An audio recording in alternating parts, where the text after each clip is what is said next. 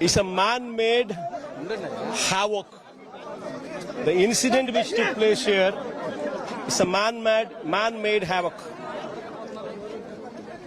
A wall was constructed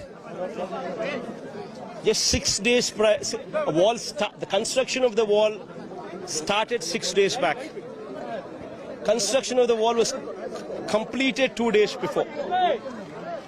The fact that Chandanotsavam was to be done today is a well-known fact to the entire state of Andhra Pradesh. Everybody knows about it, the date of this occasion.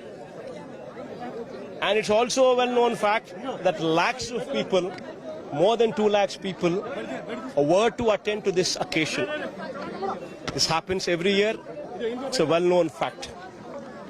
When the government is fully aware of the date that so and so occasion is going to take place, and lakhs of people would be attending to this occasion, attending on this occasion, what was the government trying to do?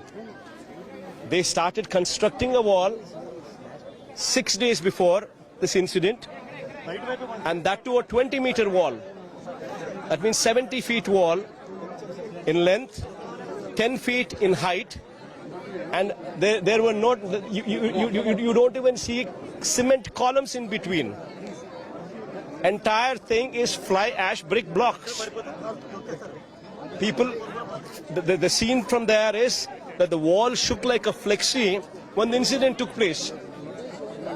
And when this wall, how did they authorize the construction of this wall?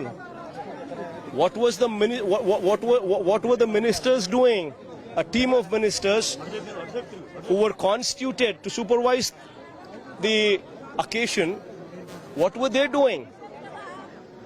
Tenders were also not called for the construction of this wall. You should have actually gone in for a reinforced concrete wall with weep holes.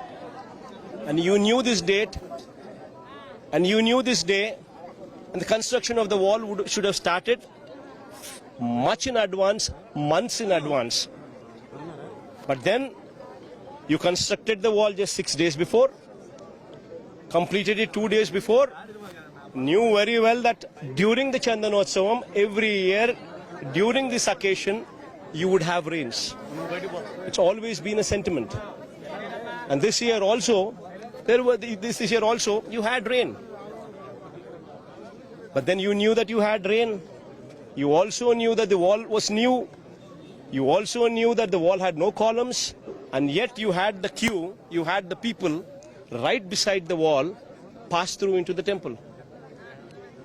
And what is expected of it? It's a man-made havoc which took 7 lives. This family alone lost 4 lives. And who is to be blamed for it? And Chandrababu Naidu, during his tenure in these 11 months, the kind of havocs what have taken place during his regime, be it in Tirupati, in Vaikunta Ekadashi day, never in the history of Tirupati we saw a stampede which actually took 6 lives. Even then, it was totally Chandrababu Naidu's mistake.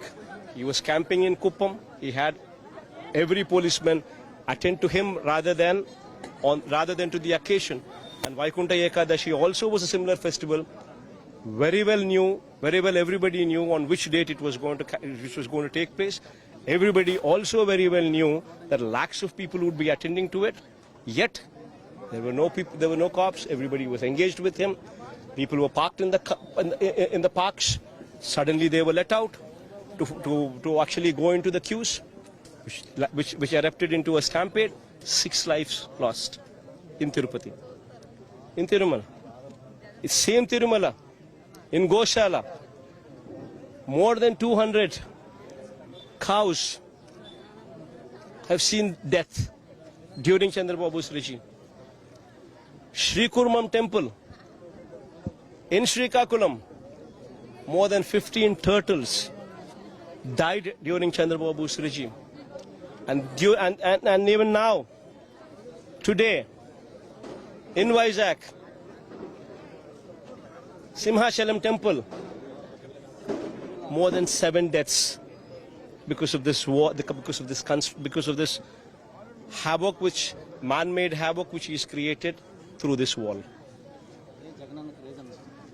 During this regime itself, Lord Venkateshwara Swami's reputation was brought down by this Chandrababu Naidu, circulating fake news on Laddu.